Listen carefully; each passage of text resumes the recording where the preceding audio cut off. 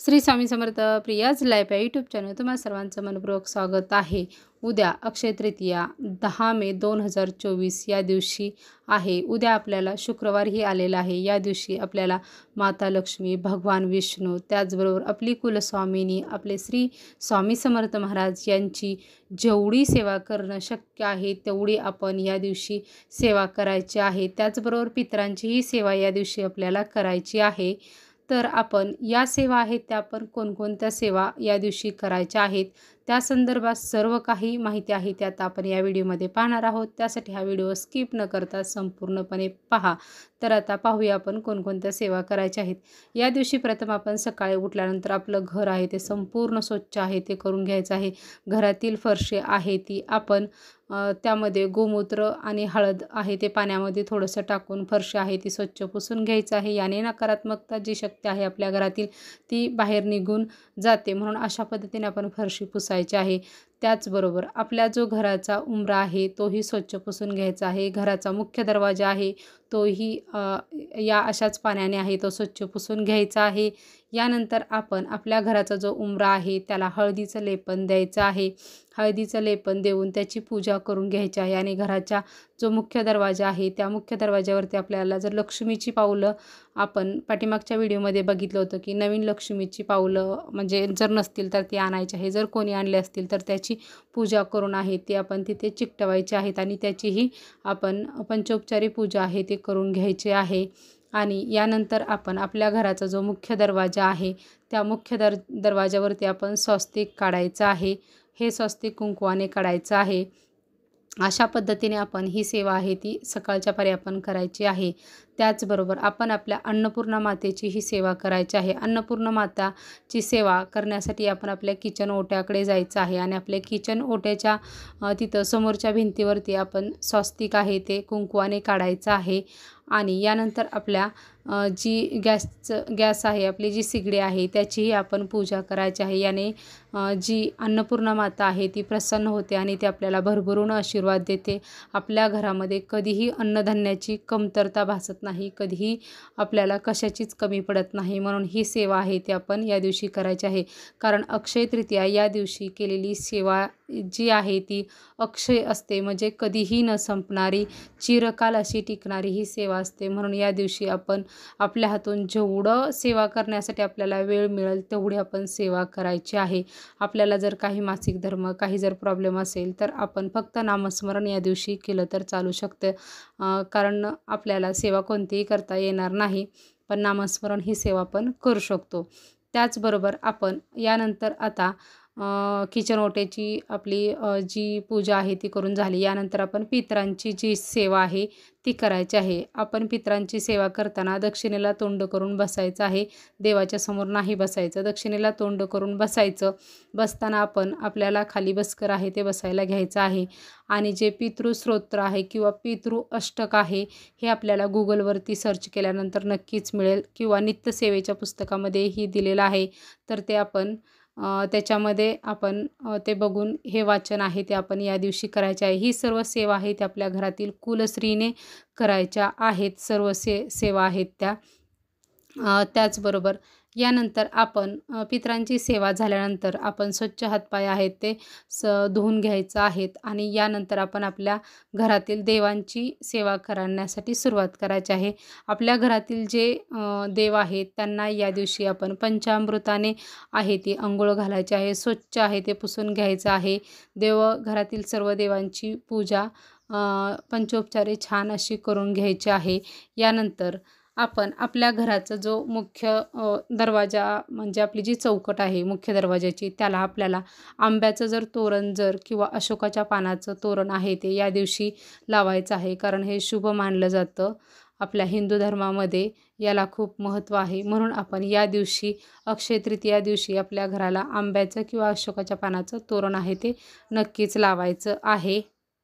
या दिवशी आपण पितरांची जी करपूजा आहे तीही आपण या दिवशी करणारच आहोत. त्याचबरोबर आपण आपल्या देवांचीही म्हणजे कोणकोणतं सेवा आहे ते आपण या दिवशी करू शकतो, कोणत्या सेवा आहेत प्रभावी, जेणेकरून लक्ष्मी माता आणि भगवान विष्णू हे प्रसन्न होतील आणि आपल्या घरामध्ये लक्ष्मी माता आहे ती कायमस्वरूपी टिकून राहील. ज्या घरामध्ये भगवान विष्णूंची सेवा आणि लक्ष्मी माता या दोघांचीही सेवा केली जाते, त्या ठिकाणी लक्ष्मी माता आणि भगवान विष्णू यांचा जो वरदहस्त आहे किंवा यांचीही जी कृपा आहे ती आपल्यावरती राहते आणि आपल्या घरामध्ये आर्थिक अडचणी, आर्थिक जे प्रॉब्लेम असतात ते सर्व काही दूर होतात.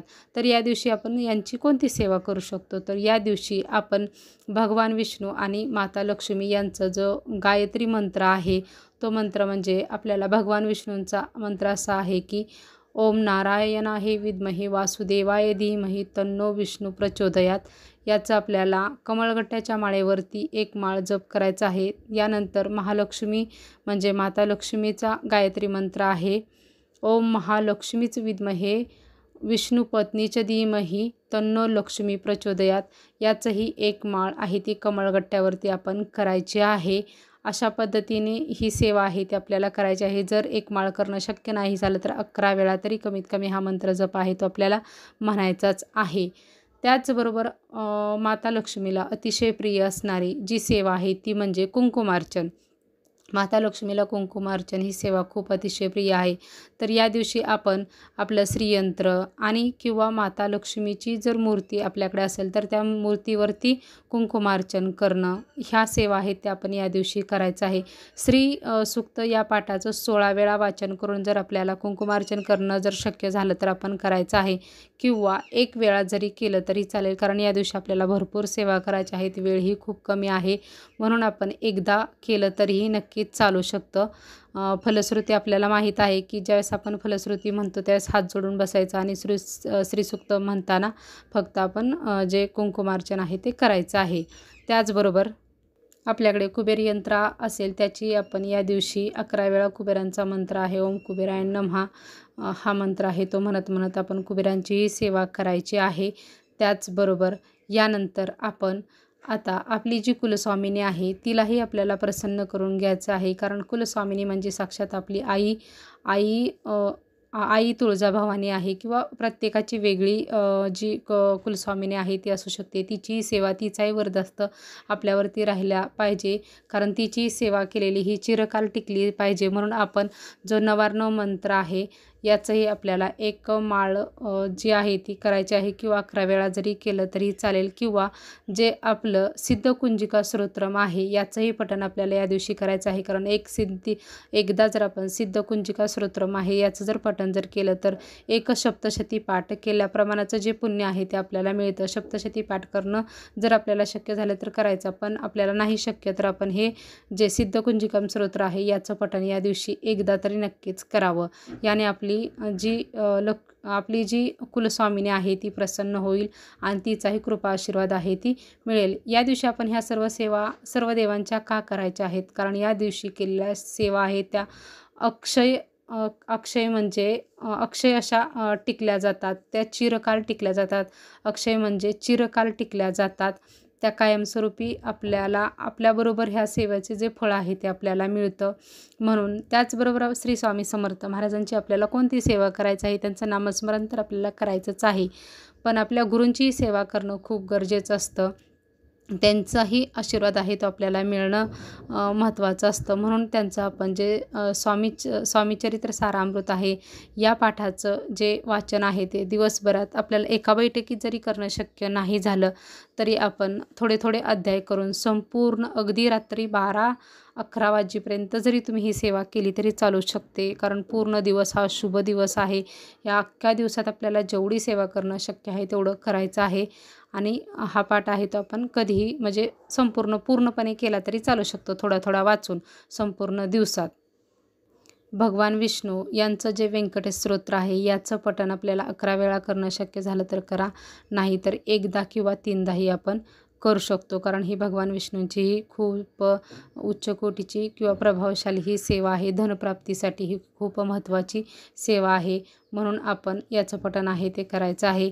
यानंतर आपण भगवान विष्णूंची दुसरी सेवा म्हणजे त्यांचं जे नामावली आहे किंवा विष्णू सहस्त्रनाम याचं पठण आहे ते आपण या दिवशी करण्याचा प्रयत्न करायचा आहे. किंवा पठण करणं जरी नाही आपल्याला वेळ मिळाला, नाही शक्य झालं, तर कमीत कमी हे श्रवण करण्याचा तरी आपण प्रयत्न करायचा आहे. कारण या दिवशी माता लक्ष्मी आणि भगवान विष्णूंच्या सेवेला खूप महत्त्व आहे. वैशाख महिना हा भगवान विष्णूंच्या सेवेसाठी समर्पित आहे. या दिवशी आपण पिवळे वस्त्र आहे ते धारण करून ही सेवा केली तर खूप अतिशय म्हणजे म्हणतात ना, चांगली अशी सेवा होईल. कारण भगवान विष्णूंना पिवळं वस्त्र किंवा पिवळं आहे ते खूप प्रिय आहे. या दिवशी त्यांना आपण पिवळी फुलं आहेत ते अर्पण करायचे आहेत. तसेच या दिवशी दान करण्यालाही महत्त्व आहे. आपल्याच्याने जर शक्य झालं तर आपण दानही करायचं आहे आपल्या यथाशक्तीनुसार. अशा पद्धतीने आपण या दिवशी संपूर्ण अशा सेवा करायच्या आहेत. आणि ह्या दिवशी आपण आपल्या गुरूंचं, आपल्या कुलस्वामी, कुलदैवत आणि भगवान विष्णू आणि माता यांची सेवा करून त्यांचा कृपा आशीर्वाद आहे तो आपल्याला घ्यायचा आहे. श्री स्वामी समर्थ.